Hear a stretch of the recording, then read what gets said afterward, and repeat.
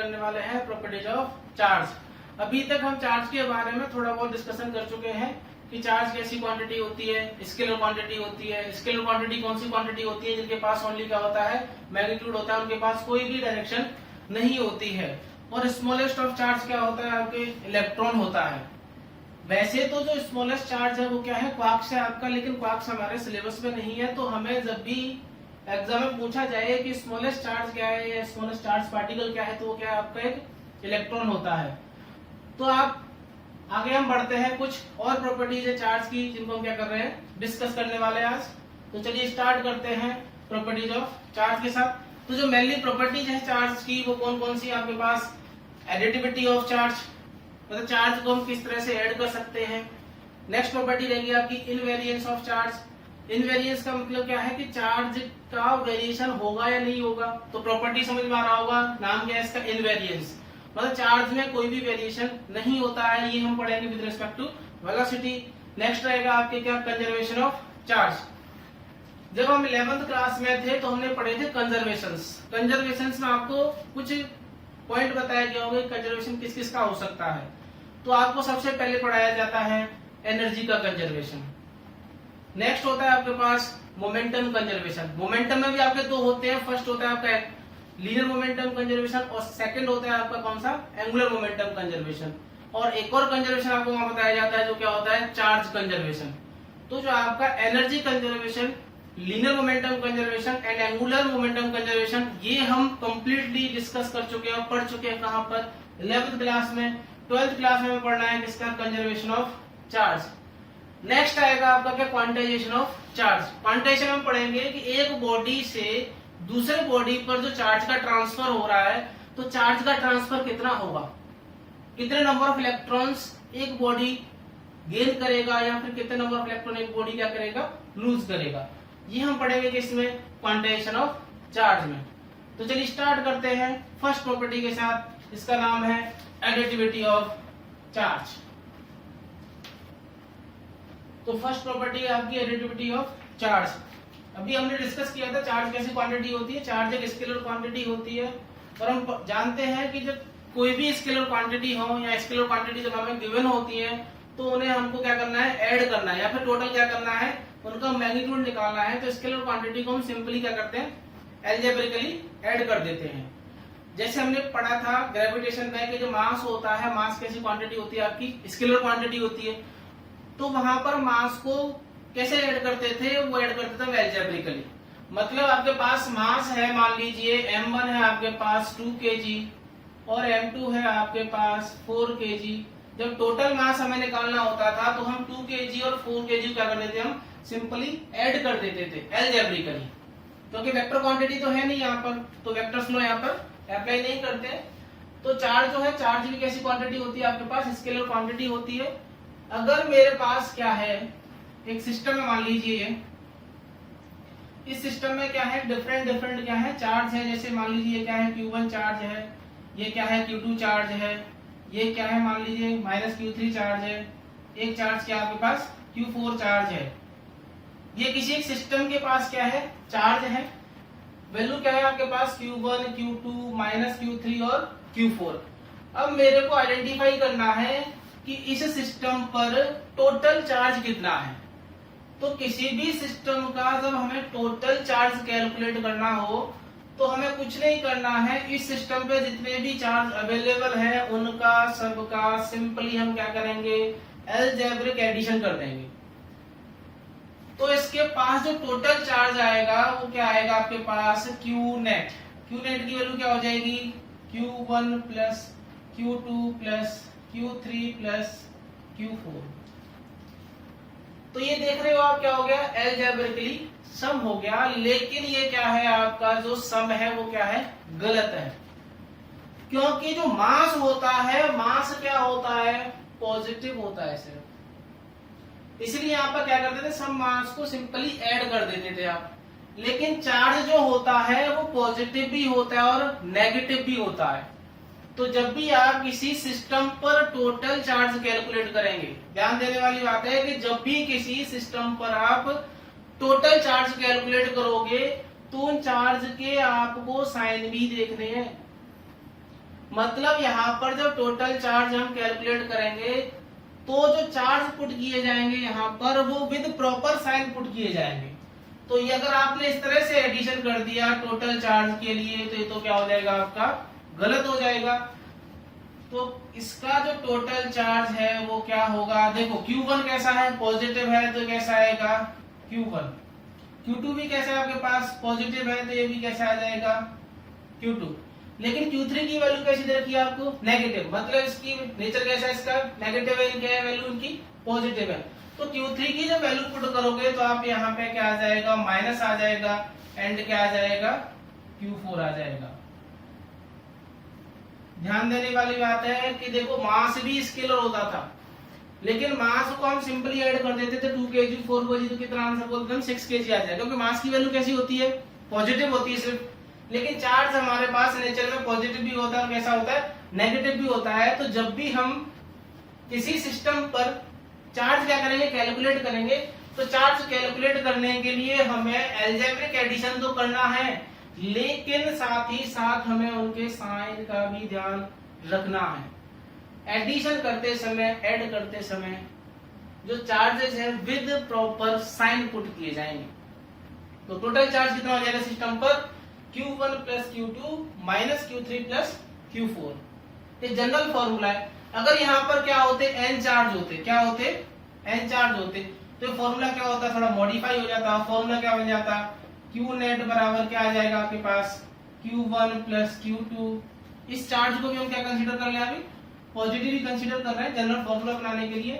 तो क्या आ जाएगा आपके पास Q3 plus Q4 plus and so on Qn। ये आपका जनरलाइज फॉर्मूला हो जाएगा किसके लिए चार्ज को ऐड करने के लिए। और इसी प्रॉपर्टी को बोला जाता है एडिटिविटी ऑफ चार्ज। ध्यान देने वाली बात क्या है कि यहाँ पर जो चार्ज रखे जाएंगे तो यहाँ पे नोट कर लें आप put all charges with proper sign. Proper sign के साथ ही आपको क्या करना है यहाँ पर चार्ज को पुट करना। अगर आपने चार्ज को साइन के साथ पुट नहीं किया तो आपका जो नेट चार्ज है वो क्या होगा गलत आएगा। नोट कर लें आप। नेक्स्ट प्रॉपर्टी है आपकी invariance of charge. Invariance means इसमें कोई भी वेरिएशन नहीं होगा किसमें आपके चार्ज में। जैसे मान लीजिए आपके पास क्या है कि कोई एक बॉडी है A, इस बॉडी A के पास चार्ज है 4 माइक्रोकूलम और ये 4 माइक्रोकूलम वाला चार्ज का जो बॉडी है अभी हमने मान लीजिए किस पर आपके रेस्ट पर है। इसी बॉडी को हमने क्या किया कुछ वेलोसिटी प्रोवाइड करा दिया, मैग्नीट्यूड ऑफ चार्ज सेम रखा, बॉडी A है विद वेलोसिटी V क्या कर रही है ये मूव कर रही है। तो हमने देखा कि दोनों केस में आपके जो चार्ज के मैग्नीट्यूड पे कोई भी इफेक्ट नहीं आता। मतलब क्या है कि जब बॉडी या तो रेस्ट पर हो या बॉडी किस में हो मोशन में हो इसके मैग्नीट्यूड ऑफ चार्ज पर कोई भी इफेक्ट नहीं आता है। यही प्रॉपर्टी क्या होती है इनवेरिएंस ऑफ चार्ज होती है। मतलब क्या है कि जो चार्ज है किसी भी सिस्टम पर चार्ज जो होता है वो इंडिपेंडेंट होता है किसके फ्रेम ऑफ रेफरेंस के। और फ्रेम ऑफ रेफरेंस ही क्या डिसाइड होता था आपका कि कोई भी बॉडी मोशन में है या फिर रेस्ट पर है। जैसे मान लीजिए आप क्या है बस में ट्रेवल कर रहे हैं, आप बस में ट्रेवल कर रहे हो तो आप अंदर पर्सन बैठे हैं तो अंदर कोई भी पर्सन बैठा हुआ है तो उस पर्सन के विद रेस्पेक्ट आप किसमें हो रेस्ट में हो। लेकिन अगर हम कोई क्या करें पर्सन जो बाहर खड़ा हुआ है बस के और उस पर्सन के विद रेस्पेक्ट अगर देखें जब बस हमारी क्या कर रही है मूव कर रही है तो उस पर्सन के रेस्पेक्ट में हम किस में आ जाएंगे मोशन में आ जाएंगे। पहले वाले केस में क्या था बस चल रही थी लेकिन हमने क्या लिया था अंदर जो बैठा है उसी एक पर्सन को कंसीडर किया था, उसके रेस्पेक्ट में अपने बारे में हम देख रहे थे तो उस पर्सन के रेस्पेक्ट में हम किस में आ जाएंगे रेस्ट में आएंगे। क्योंकि हमारे और उस पर्सन के बीच में जब टाइम पास हो रहा है टाइम क्या है टाइम कभी रुकता नहीं, टाइम क्या हमेशा चलता रहता है। तो विद रेस्पेक्ट टू टाइम अगर हमने देखा तो उस पर्सन के रेस्पेक्ट में हमारी पोजीशन क्या चेंज नहीं हो रही है। और जब भी टाइम के रेस्पेक्ट में पोजीशन चेंज नहीं होती किसी ऑब्जेक्ट की तो किसे बोला जाता है रेस्ट में बोला जाता है। और जब भी किसी ऑब्जेक्ट के रेफरेंस में पोजीशन क्या हो रही है, चेंज हो रही है टाइम के साथ, तो ऑब्जेक्ट किसमें होता है, मोशन में होता है। तो जो चार्ज होता है, चार्ज कभी भी फ्रेम ऑफ रेफरेंस पे डिपेंड नहीं करता, चाहे ये रेस्ट में रहे या चाहे ये किस में रहे, मोशन में रहे। तो यही क्या होता है प्रॉपर्टी आपके इनवेरिएंस ऑफ चार्ज होता है कि charge does not depends on the frame of reference, किसी फ्रेम ऑफ रेफरेंस पे डिपेंड नहीं करेगा। क्लियर है बात यहां तक? अब देखो क्या होता है कि चार्ज तो जो है फ्रेम ऑफ रेफरेंस पे डिपेंड नहीं करता है, लेकिन जो आपका मास होता है, मास जो है वो फ्रेम ऑफ रेफरेंस पे डिपेंड करता है। ये किसने बताया था? ये बताया था आइंस्टीन ने, जब उन्होंने एक थ्योरी दी थी, स्पेशल थ्योरी ऑफ रिलेटिविटी। तो स्पेशल थ्योरी ऑफ रिलेटिविटी में आइंस्टीन ने बताया था कि कोई भी बॉडी जब किस में होगा, मोशन में होगा, तो उसके मास में क्या आएगा, वेरिएशन आएगा। यही था उनका क्या, स्पेशल थ्योरी ऑफ रिलेटिविटी था। बहुत सारे कंसेप्ट दिए थे उन्होंने, वो वेलोसिटी से हर चीज को क्या डिफाइन करना चाह रहे थे उसमें। तो अभी हमने देखा कि इनवेरिएंस ऑफ चार्ज में क्या है कि चार्ज पर कोई भी इफेक्ट आने वाला नहीं है, चाहे चार्ज रेस्ट में हो, चाहे चार्ज किसमें हो, मोशन में हो। तो charge at rest, charge at rest ये इक्वल होता है किसके, चार्ज इन मोशन। किसी भी बॉडी की या सिस्टम की बात चल रही है, किसी बॉडी पे चार्ज रेस्ट में लो या चार्ज किस में लो, मोशन में लो, उन दोनों चार्ज की वैल्यू क्या रहने वाली है, सेम रहने वाली है। इसी को क्या बोला जाता है, इनवेरिएंस ऑफ चार्ज बोला जाता है। और हम इसको क्या लिख सकते हैं कि क्यू रेस्ट बराबर क्या, क्यू मोशन। और आइंस्टीन ने जो मास के लिए बताया था वो क्या था, उन्होंने बताया था कि जब भी ऑब्जेक्ट किसमें होगा, मोशन में होगा, तो उनका मास का वेरिएशन होता है। तो उसके लिए उन्होंने क्या दिया था, एक फॉर्मूला दिया था। किसने दिया था, आपकी आइंस्टीन ने दिया था। किसके लिए दिया था, आपके मास के लिए। तो according to STR, according to special theory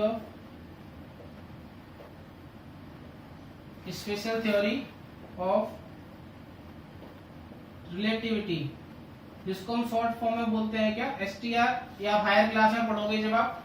तो according to theory of STR, mass में जो वेरिएशन मिला था, मास के वेरिएशन के लिए क्या था, रिलेशन दिया गया, वो वैल्यू क्या थी आपके पास, m is equal to m naught under root 1 minus v square upon c square.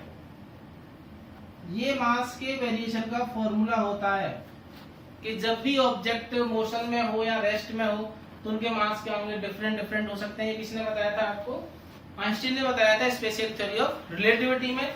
यहाँ पर जो m नॉट है, ये m नॉट होता है आपका क्या, रेस्ट मास। जब भी ऑब्जेक्ट इस पर होगा, रेस्ट कंडीशन में होगा, तो उसका जो मास होगा वो कौन सा होगा, m नॉट होगा, जिसको हम क्या बोलते हैं, रेस्ट मास बोलते हैं। और जो m है, m क्या है, मास है बॉडी का, mass of body in motion. जब बॉडी मोशन में होगा तो उसका मास क्या होता है, m होता है। v जो होता है, v होता है आपका वेलोसिटी, वेलोसिटी ऑफ बॉडी। और c क्या होता है आपके पास, स्पीड ऑफ लाइट होता है, जिसकी वैल्यू कितनी होती है, 3 मल्टीप्लाई 10⁸ मीटर पर सेकेंड। अब देखो थोड़ा कंट्रडिक्शन आता है कि अभी हम डिस्कस कर रहे हैं कि मास क्या है, वेलोसिटी पे डिपेंड करता है, लेकिन हमने पूरा क्या है, मैकेनिक्स पढ़ लिया। मैकेनिक्स में कहीं भी मास वेरिएशन में देखा ही नहीं।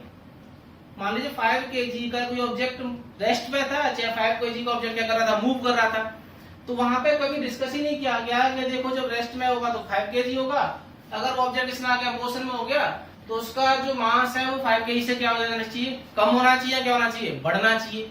लेकिन ऐसा हमने देखा ही नहीं। तो उसका रीजन क्या है कि जो मैकेनिक्स में आपकी जो वेलोसिटी होती है ऑब्जेक्ट की, ये जो वेलोसिटी ऑफ ऑब्जेक्ट है क्या होता है, बहुत ही कम होता है। कितना होगा, 10 मीटर पर सेकेंड, 100 मीटर पर सेकेंड, 500 मीटर पर सेकेंड। तो जो वेलोसिटी ऑफ ऑब्जेक्ट है वो क्या होगा, बहुत ही कम होगा। और आप ये टर्म देखें आप, जो v square upon c square है आपके, ये क्या है, वेलोसिटी ऑफ ऑब्जेक्ट है, c क्या स्पीड ऑफ लाइट है। जब वेलोसिटी ऑफ ऑब्जेक्ट का आप स्क्वायर करोगे और उसको डिवाइड करोगे किससे, स्पीड ऑफ लाइट के स्क्वायर से, तो जो v square upon c square की जो वैल्यू आती है बेटा बहुत ही क्या होती है, लेस होती है, बहुत ही बहुत कम। मतलब इसको बोल सकते हैं कि अप्रोक्सीमेट क्या होती है, ये 0 के बराबर आती है। जब हम मैकेनिक्स पढ़ते हैं तो यहाँ पर ये वैल्यू क्या है बेटा, 0 के आसपास आ। जब इस वैल्यू को हम यहाँ पे पुट करेंगे तो 1 माइनस 0 होगा। 1 माइनस 0 कितना होता है, 1 होता है। 1 का रूट करेंगे तो 1 आएगा। 1 से किसी भी चीज को डिवाइड करते हैं तो जो वैल्यू होती है वही आती है। तो मैकेनिक्स में क्या हो जाता है, m बराबर m नॉट। इसलिए आपको वहां पर नहीं बताया जाता कि चार्ज आपके चाहे बॉडी चाहे आपका किस में हो, रेस्ट में हो, चाहे बॉडी किस में हो, मोशन में हो, उसके मास में कोई वेरिएशन नहीं आता है, क्योंकि इन दोनों का जो रेशियो होता है क्या होता है, बहुत ही लेस होता है, बहुत ही छोटा होता है। अप्रोक्सीमेट 0 हम कंसीडर इसको कर सकते हैं। इसलिए वहां पे क्या है, मास में कोई वेरिएशन का डिस्कशन नहीं किया जाता है। लेकिन जब स्पीड जो है, स्पीड ऑफ ऑब्जेक्ट अगर सिग्निफिकेंट वैल्यू देगी, मतलब क्या है कि जो v square upon c square का जो वैल्यू है, इन दोनों का जो रेशियो है वो लेस नहीं है, तो ये जो मास है उसमें क्या आ जाएगा, वेरिएशन आ जाएगा। फॉर एग्जांपल अगर हम क्या कर ले, इलेक्ट्रॉन ले लें। अब इलेक्ट्रॉन को अगर हम चुटकी से ऐसे भगाएं तो उसमें बहुत ज्यादा ही क्या आ जाएगा, वेलोसिटी आ जाएगा, बहुत ज्यादा एक्सीलरेशन आएगा। क्योंकि जो एक्सीलरेशन होता है वो क्या होता है, एक्सीलरेशन होता है आपके पास फोर्स अपॉन मास। तो मास क्या होता है इलेक्ट्रॉन का, बहुत ही कम होता है। मान लो चुटकी लगा, चुटकी से मारा मैंने उसको, तो चुटकी से मारा तो कितना है, मान लो 1 न्यूटन का क्या है, उसको फोर्स आया। तो 1 न्यूटन का फोर्स को जब मास ऑफ इलेक्ट्रॉन से हम डिवाइड करेंगे तो वैल्यू क्या आएगी, बहुत ज्यादा आएगी। तो यहाँ पे जो वेलोसिटी होगी वो भी क्या होगी, बहुत ज्यादा होगी। तो जब इन दोनों का रेशियो लेंगे तो इस बार जो वैल्यू है वो 0 आने वाली नहीं है, इस बार कुछ सिग्निफिकेंट वैल्यू आएगी। जब सिग्निफिकेंट वैल्यू आएगी तो उसका मास भी क्या होगा, इफेक्ट होगा। तो जो मास में वेरिएशन होता है विद वेलोसिटी, लेकिन चार्ज में कोई भी वेरिएशन नहीं होता है, चाहे चार्ज रेस्ट पर हो, चाहे चार्ज किस में हो, मोशन में हो। और इसी को बोला जाता है इनवेरिएंस ऑफ चार्ज। नोट करें आप, एक छोटी सी डेफिनेशन और है, स्पेसिफिक चार्ज। तो स्पेसिफिक चार्ज कुछ नहीं है, ये क्या होता है, रेशियो होता है कि कोई भी बॉडी है उसके पास चार्ज कितना है और उस बॉडी का मास कितना है। जब दोनों का हम रेशियो ले लेंगे तो उसको बोला जाता है क्या, स्पेसिफिक चार्ज। तो नेक्स्ट है आपके पास क्या, स्पेसिफिक चार्ज। तो स्पेसिफिक चार्ज जो है वो क्या है, रेशियो है आपके पास किसका, बॉडी के चार्ज का, किसके साथ, बॉडी के मास के साथ। तो जो स्पेसिफिक चार्ज की डेफिनेशन क्या हो जाएगी आपकी, it is the ratio of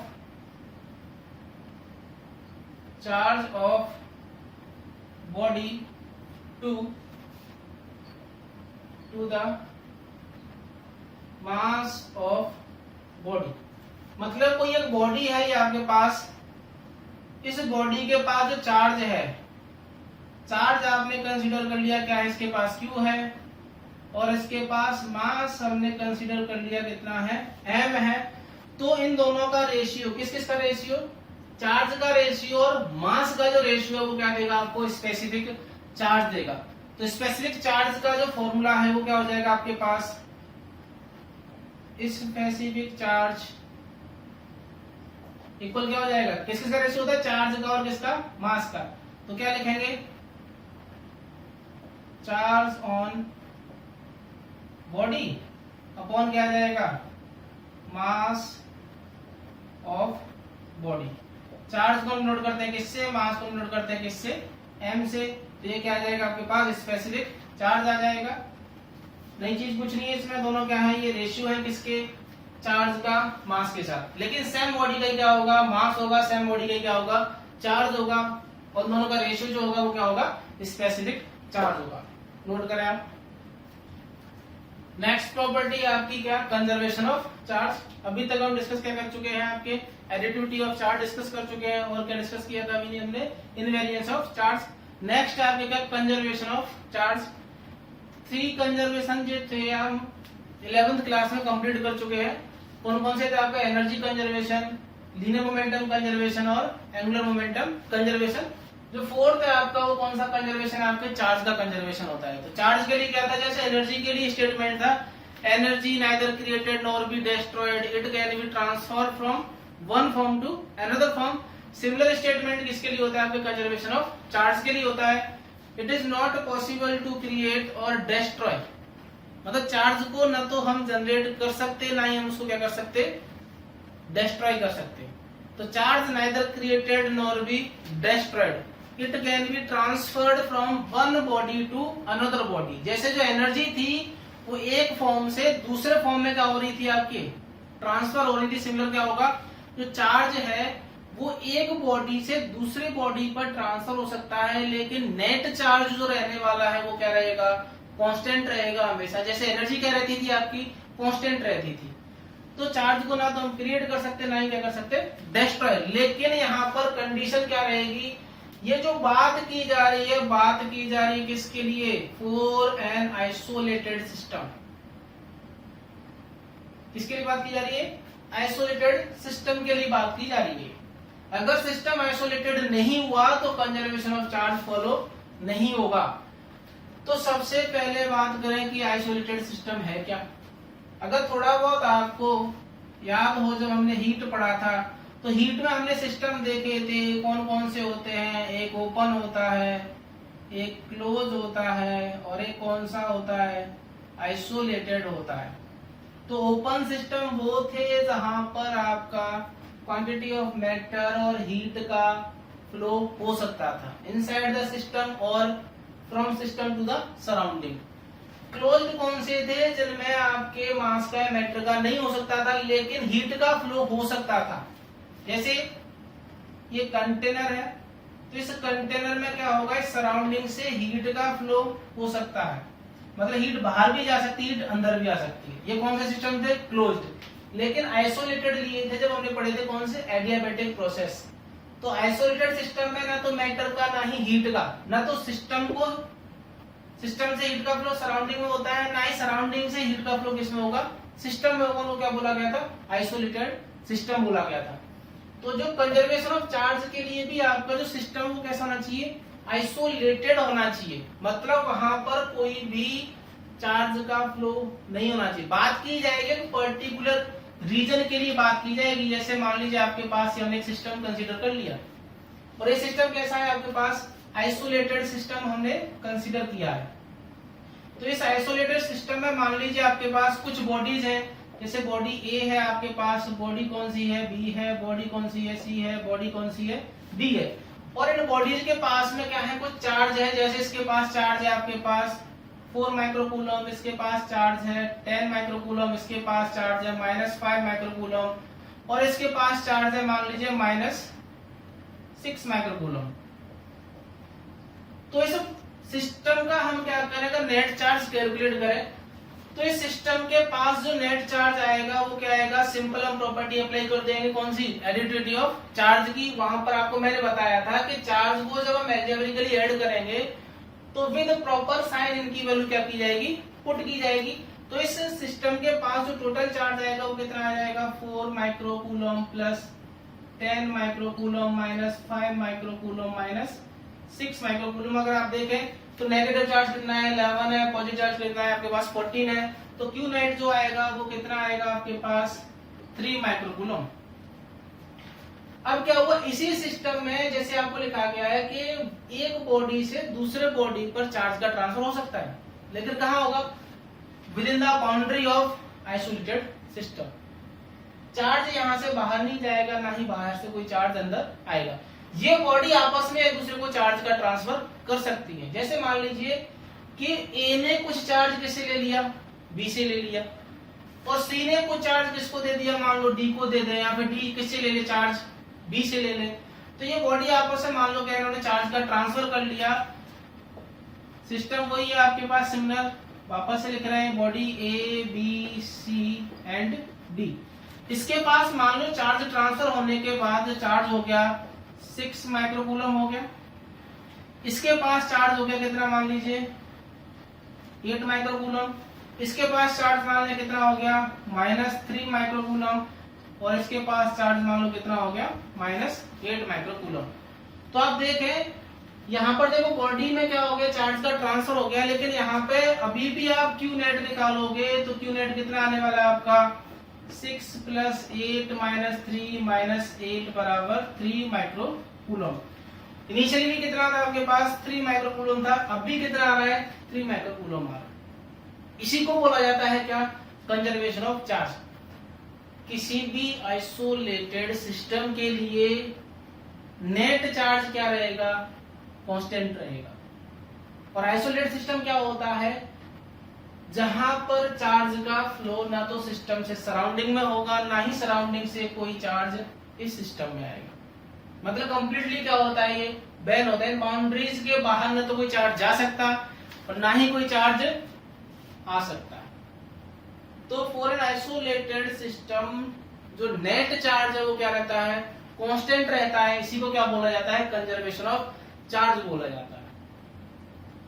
एक बॉडी से दूसरे बॉडी पर ये चार्ज का ट्रांसफर कर सकते हैं, लेकिन नेट चार्ज में कहीं भी कोई चेंज नहीं आने वाला है। नोट करें आप ये। नेक्स्ट है आपके पास क्वांटाइजेशन ऑफ चार्ज, जो कि आपकी प्रॉपर्टी है चार्ज की लास्ट। तो क्वांटाइजेशन चार्ज में हम क्या करेंगे, जो एक बॉडी से दूसरे बॉडी पर चार्ज ट्रांसफर हो रहा है, अभी तक हम कह रहे थे कि एक बॉडी है मान लीजिए आपके पास ये ए, ये दूसरी बॉडी मान लीजिए आपके पास कौन सी है बी, और हम बोल रहे थे कि मान लो ए ने क्या कर दिया, कुछ चार्ज बी को क्या कर दिया, डोनेट कर दिया या लूज कर दिया, ए ने चार्ज, बी ने चार्ज क्या किया, गेन किया। तो कोई बॉडी चार्ज कितना लूज करेगी, कितना गेन करेगी, कैसे पता चलेगा हमें, तो बताया जाता है किस नाम के, क्वांटाइजेशन में। तो जो बॉडी ए है, बॉडी बी को क्या कर रहा है, चार्ज का ट्रांसफर कर रहा है। और हम जानते हैं कि चार्ज की सबसे जो स्मॉलेस्ट यूनिट है वो क्या है, इलेक्ट्रॉन है। तो यहाँ पर जब चार्ज का ट्रांसफर होता है, तो चार्ज का ट्रांसफर होने का मीनिंग क्या है कि इस बॉडी से इस बॉडी पर क्या हो रहा है, इलेक्ट्रॉन का ट्रांसफर हो रहा है। इसे क्या बोला जाता है, ट्रांसफर ऑफ चार्ज बोला जाता है। अब यहाँ पर चार्ज का ट्रांसफर कितना होगा वो कैसे पता चलेगा, क्या वैल्यूज होंगी। तो उसके लिए क्या है, देखो कि जब स्मॉलेस्ट यूनिट आपकी क्या है, इलेक्ट्रॉन है, तो जो चार्ज का ट्रांसफर होगा किसी बॉडी से किसी बॉडी पर, तो वो भी क्या होगा, उसका मल्टीपल होगा, किसका, स्मॉलेस्ट यूनिट ऑफ चार्ज का। जैसे स्मॉलेस्ट यूनिट ऑफ चार्ज क्या है आपके पास, इलेक्ट्रॉन होती है आपके पास। तो यहाँ पर जो चार्ज ट्रांसफर होगा वो भी किसके मल्टीपल में होगा, आपके इलेक्ट्रॉन के मल्टीपल में ही होगा। जैसे इस बॉडी से इस बॉडी पर 2 इलेक्ट्रॉन क्या हो गए, ट्रांसफर हो गए। इस बॉडी ने बोला कि नहीं मेरे को तो कितने चाहिए, 2.5 इलेक्ट्रॉन चाहिए। तो क्या 2.5 इलेक्ट्रॉन यहाँ से यहाँ पर ट्रांसफर हो सकते हैं क्या, नहीं होंगे, क्योंकि देखो ये वैल्यू किस में आ रही है, फ्रैक्शन में आ रही है। जब हमें पता है कि सबसे छोटा ही क्या है, इलेक्ट्रॉन है, तो स्मॉलेस्ट हम जब बोल रहे हैं कि स्मॉलेस्ट चार्ज क्या है, इलेक्ट्रॉन है, तो स्मॉलेस्ट वैल्यू को फर्दर ब्रेक नहीं कर सकते। तो जो इलेक्ट्रॉन है वो फर्दर ब्रेक नहीं होगा। तो 2 इलेक्ट्रॉन तो ट्रांसफर हो सकते हैं, लेकिन अगर आपसे बोला है कि 2.5 इलेक्ट्रॉन का ए बॉडी से बी पर ट्रांसफर पॉसिबल है, तो कभी पॉसिबल नहीं होगा। कारण क्या है कि जो स्मॉलेस्ट चार्ज है वो क्या है, ऑलरेडी इलेक्ट्रॉन है। अब जब स्मॉलेस्ट है तो इसको हम फर्दर ब्रेक नहीं कर सकते। जब इसको हम ब्रेक नहीं कर सकते तो हम यहाँ पर हाफ इलेक्ट्रॉन कहां से लाएंगे, 2 इलेक्ट्रॉन तो हम इजीली ट्रांसफर कर सकते हैं, लेकिन हाफ कहां से लाएंगे जब हाफ है ही नहीं। तो जो स्मॉलेस्ट चार्ज है वो क्या है, इलेक्ट्रॉन है। जैसे आपकी करेंसी होती है हमारी, तो इंडियन करेंसी जो है उसमें स्मॉलेस्ट क्या है, सबसे छोटा होता है पैसा। तो अगर हमें किसी को ट्रांसफर करना है तो कम से कम 1 पैसा हम उसको क्या कर सकते हैं, ट्रांसफर कर सकते हैं। अगर कोई बोले कि नहीं मेरे को तो आधा पैसा ट्रांसफर कर दो अकाउंट में, तो आधा पैसा हम कभी भी ट्रांसफर नहीं कर सकते, क्योंकि सबसे जो स्मॉलेस्ट वो है ही क्या, पैसा। तो कम से कम 1 पैसा हम उसको क्या कर सकते हैं, ट्रांसफर कर सकते हैं। और अगर हमें ट्रांसफर करना है तो 1 पैसे का मल्टीपल ही होगा। कभी ऐसा नहीं होता कि उसको 10.5 पैसे मैंने क्या कर दिया, ट्रांसफर कर दिया, ऐसा कभी नहीं हो सकता, क्योंकि स्मॉलेस्ट जो यूनिट है करेंसी की वो क्या है, आपके पास पैसा है। सिमिलर जो स्मॉलेस्ट जो यूनिट है चार्ज की वो क्या है, इलेक्ट्रॉन है। तो इस बॉडी से इस बॉडी पर 2 इलेक्ट्रॉन ट्रांसफर हो सकते हैं, आप चाहो तो यहाँ से यहाँ पे कितने इलेक्ट्रॉन ट्रांसफर कर सकते हो, 5 कर सकते हो। यहाँ से यहाँ पर कितने कर सकते हो आप, 11 इलेक्ट्रॉन ट्रांसफर कर सकते हो। लेकिन कभी भी 2.5 इलेक्ट्रॉन कभी भी ट्रांसफर नहीं होंगे, क्योंकि ये इस ई का इंटीग्रल मल्टीपल नहीं है। तो हम क्या बोल सकते हैं कि जो चार्ज है वो कितना ट्रांसफर किया जा सकता है, ई ट्रांसफर कर सकते हैं, 2e कर सकते हैं, 3 कर सकते हैं, एंड सो ऑन। कितना कर सकते हैं, एन ही कर सकते हैं। तो यही से फॉर्मूला आता है आपके पास कि चार्ज जो होगा वो क्या होगा, इंटीग्रल मल्टीपल होगा, जो ट्रांसफर हो रहा है आपके एक बॉडी से दूसरे बॉडी पर। क्यों क्या है आपके पास, चार्ज है, एन क्या है, एक इंटीजर वैल्यू है, और ई क्या है आपके पास में, इलेक्ट्रॉन।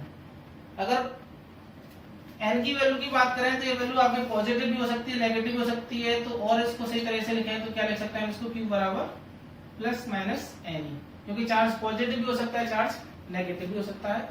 तो चार्ज का ट्रांसफर किसमें बताया जाता है, आपके क्वांटिटेशन ऑफ चार्ज में बताया जाता है। नोट करें, बॉडी है ये, इस बॉडीज के पास जो इलेक्ट्रॉन है, इलेक्ट्रॉन मान लीजिए कितने हैं, N1 है, और इसके पास प्रोटॉन कितने हैं, N2 है। इलेक्ट्रॉन कितने इसके पास, N1 है, प्रोटॉन कितने इसके पास, N2 है। तो इस बॉडी के पास टोटल जो चार्ज होगा वो कितना होगा, इलेक्ट्रॉन कितने आपके पास, N1, प्रोटॉन कितने आपके पास, N2 है। तो टोटल चार्ज अभी हमने देखा था Q बराबर क्या होता है, N ही होगा, प्लस माइनस लगा लीजिए आप यहाँ पर। इलेक्ट्रॉन का चार्ज कैसा होता है, नेगेटिव होता है। प्रोटॉन का चार्ज कैसा होता है, पॉजिटिव होता है। तो जो टोटल नेगेटिव चार्ज कितना होगा वो निकालो, तो टोटल नेगेटिव चार्ज कितना हो जाएगा, N1 ही हो जाएगा। और टोटल पॉजिटिव चार्ज जो कितना होगा, Np बोलते हैं। और प्रोटॉन का और इलेक्ट्रॉन का जो चार्ज है वो वैल्यू तो क्या होती है, सेम होती है, सिर्फ डिफरेंस होता है वो किसका होता है, साइन का होता है। तो क्या इसको मैं विद प्रॉपर साइन लिख लूं तो N1 ही हो जाएगा, और ये कितना हो जाएगा आपके पास, N2 ये हो जाएगा। टोटल चार्ज के लिए क्या करेंगे हम, एडिटिविटी की प्रॉपर्टी लगाएंगे। तो जो Q नेट है आपके पास वो कितना आ जाएगा, माइनस N1e प्लस N2e। तो Q नेट आपके पास हो जाएगा E N2 माइनस N1। इस तरह के सवाल यहाँ से पूछे जा सकते हैं कि एक बॉडी दे दिया जाएगा और बोल दिया गया कि उस बॉडी के पास मान लीजिए क्या है, 10 इलेक्ट्रॉन है, उस बॉडी के पास 10 ही क्या है, प्रोटॉन है। तो बताओ नेट चार्ज क्या होगा, तो नेट चार्ज आप देख सकते हो, जितने नंबर ऑफ प्रोटॉन है उतने नंबर ऑफ क्या है उसके पास, इलेक्ट्रॉन है। तो नेट चार्ज क्या हो जाएगा, 0 हो जाएगा। अगर मान लो किसी बॉडी के पास क्या है, प्रोटॉन है 15 न्यूट्रॉन, सॉरी इलेक्ट्रॉन है आपके पास कितने 12, तो नेट चार्ज क्या होगा उस पर, पॉजिटिव आएगा। तो ये है आपका एक छोटा सा सवाल। नेक्स्ट न्यूमेरिकल आपके लिए आपको दे रखा है कि एक मेटेलिक बॉल थी, उस मेटेलिक बॉल के पास चार्ज कितना आ रहा है, 1 कूलम आ रहा है। तो कितने इलेक्ट्रॉन वहां पर ट्रांसफर किए होंगे, या फिर कितने उसने इलेक्ट्रॉन एमिट किए, क्योंकि चार्ज कैसा आ रहा है, पॉजिटिव आ रहा है। तो पॉजिटिव चार्ज आ रहा है तो वो कितने इलेक्ट्रॉन एमिट करेगी, ये आपको कैलकुलेशन करनी है। आप पॉज करें और सॉल्व करें। चलिए सॉल्व करते हैं।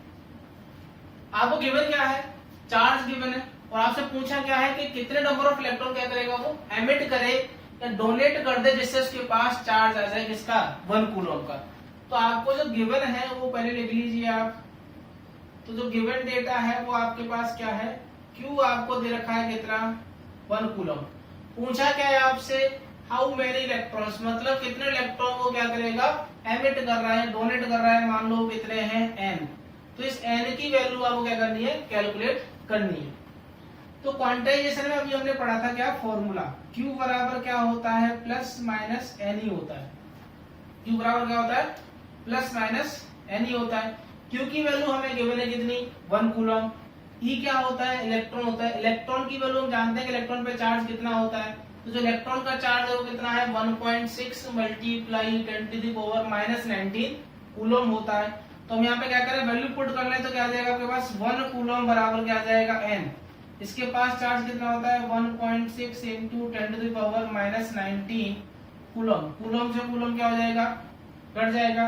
तो जो L की वैल्यू आएगी वो कितनी आ जाएगी 1/1.6 मल्टीप्लाई माइनस 19। ये क्या आ जाएगा आपके पास नंबर ऑफ इलेक्ट्रॉन आ जाएंगे, जो क्या करेगा एक मेटेलिक बॉल इतने इलेक्ट्रॉन क्या कर दे एमिट कर दे, तो उसके पास चार्ज कैसा आ जाएगा पॉजिटिव आ जाएगा।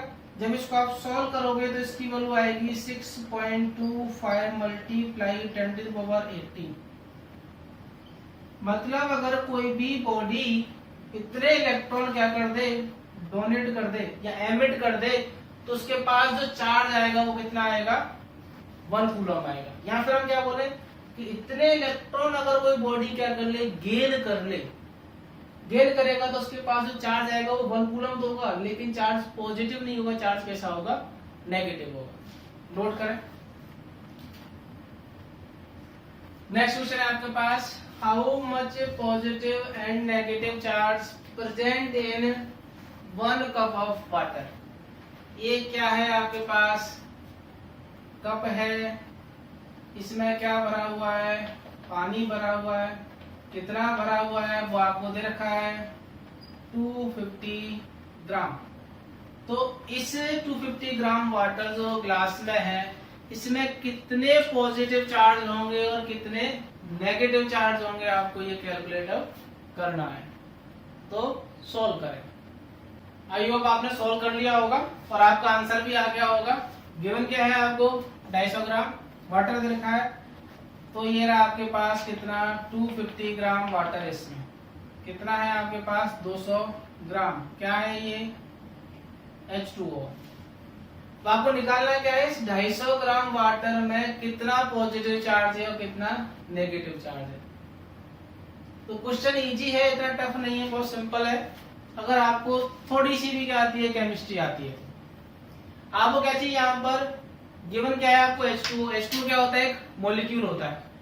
तो मॉलिक्यूल है तो आपको यहाँ पर चेक करना पड़ेगा कि इस 250 ग्राम वाटर में कितने मॉलिक्यूल है किसके H2O के। क्योंकि अगर आपने मॉलिक्यूल निकाल लिए तो चार्ज निकालना क्या हो जाएगा बहुत ही आसान हो जाएगा। तो सबसे पहले क्या निकालना है आपको H2O के, यहाँ पे क्या निकालेंगे आप मॉलिक्यूल निकालना है किसमें 250 ग्राम वाटर में।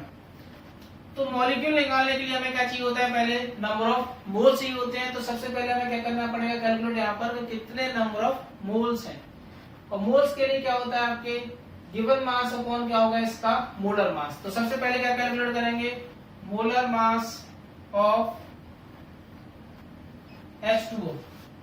हाइड्रोजन यहाँ पे कितने हैं 2 हैं, तो क्या आ जाएगा यहाँ पर 2 से मल्टीप्लाई हो जाएगा। इसका मास कितना होता है हाइड्रोजन का 1 प्लस ऑक्सीजन कितना होता है 16, तो बराबर कितना हो जाएगा ये 18 ग्राम हो जाएगा।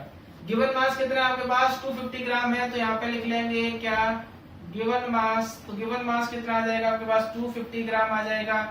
नंबर ऑफ मोल्स का जो फॉर्मूला होता है वो क्या होता है given mass upon molar mass. तो गिवन मास कितना है आपके पास 250 ग्राम है, नंबर ऑफ मोलर मास कितना है आपके पास 18 है। तो ये तो क्या आ गया आपके पास नंबर ऑफ मोल्स आ गए। नंबर ऑफ मोल्स हम क्या निकालेंगे आपका नंबर ऑफ मॉलिक्यूल। तो नंबर ऑफ जो मॉलिक्यूल्स होते हैं नंबर ऑफ मॉलिक्यूल्स क्या होंगे आपके पास नंबर ऑफ मोल्स मल्टीप्लाई क्या हो जाएगा एवोगैड्रो नंबर। एवोगैड्रो नंबर कितना होता है Na होता है। तो नंबर ऑफ मोल्स कितने हैं आपके पास 250 अपॉन 18 मल्टीप्लाई Na की वैल्यू कितनी होती है 6.023 मल्टीप्लाई 10⁻23। ये तो क्या आ गया आपके पास मॉलिक्यूल आ गए। किसके मॉलिक्यूल है ये वाटर के। अब यहाँ पे आओ देखो वाटर का जो मॉलिक्यूलर फॉर्मूला क्या है H2O है। तो यहाँ पे हाइड्रोजन कितने हैं आपके पास 2 और ऑक्सीजन कितना है आपके पास 1 है।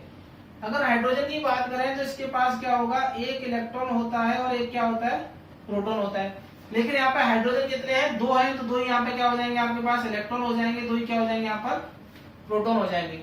और अगर ऑक्सीजन की बात करें तो ऑक्सीजन का पास कितना होंगे 8 इलेक्ट्रॉन होते हैं और 8 क्या होते हैं प्रोटॉन होते हैं। तो एक H2O मॉलिक्यूल के पास टोटल इलेक्ट्रॉन कितने हो जाएंगे 2 + 8 10 और टोटल प्रोटॉन कितने हो जाएंगे 2 + 8 कितने 10। इलेक्ट्रॉन के पास चार्ज कैसा नेगेटिव और प्रोटॉन के पास चार्ज कितना पॉजिटिव। और पूछा क्या आपसे पॉजिटिव चार्ज और नेगेटिव चार्ज कितने होंगे। तो जितना पॉजिटिव चार्ज है उतना ही क्या आपके पास नेगेटिव चार्ज है। तो क्या आ जाएगा आपके पास टोटल पॉजिटिव चार्ज है वो किसके बराबर है, टोटल नेगेटिव चार्ज। और टोटल पॉजिटिव चार्ज जो है वो क्या है, 2 + 8, 2 proton plus 8 proton.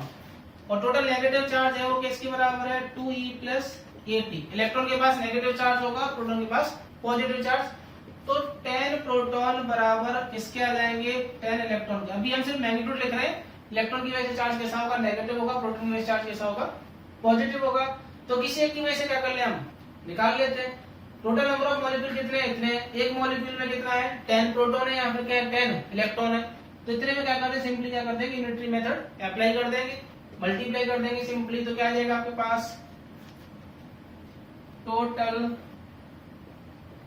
Positive charge ये किसके बराबर आ जाएगा, 10p multiply number of molecules. क्या आ जाएगा आपके पास, 10p multiply number of molecules. तो आपके पास जो वैल्यू है वो क्या आ जाएगी, 10। और प्रोटॉन, प्रोटॉन का चार्ज कितना होता है, पॉजिटिव होता है, 1.6 मल्टीप्लाई 10⁻⁻19 कूलम। तो यहाँ पे वैल्यू पुट कर देंगे इसकी, तो 1.6 मल्टीप्लाई -19। और नंबर ऑफ मोल्स की वैल्यू क्या है आपके पास, 250/18 मल्टीप्लाई 6.023 मल्टीप्लाई 10⁻23।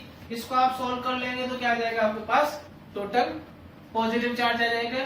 और इसी के बराबर क्या आएगा आपके पास, नेगेटिव चार्ज आएगा, क्योंकि प्रोटॉन और इलेक्ट्रॉन क्या है, दोनों बराबर है। इसको आप सॉल्व कर ले, जो भी वैल्यू आएगी वो क्या होगा, आपका आंसर होगा। ये होता है आपका न्यूमेरिकल, सिंपल था, थोड़ा सा क्या कैपेसिटी चाहिए था इसमें। नेक्स्ट वीडियो में हम डिस्कस करेंगे क्या, कूलॉम्स लॉ। तो पढ़ते रहिए, मिलते हैं नेक्स्ट वीडियो में आपसे। Thank you.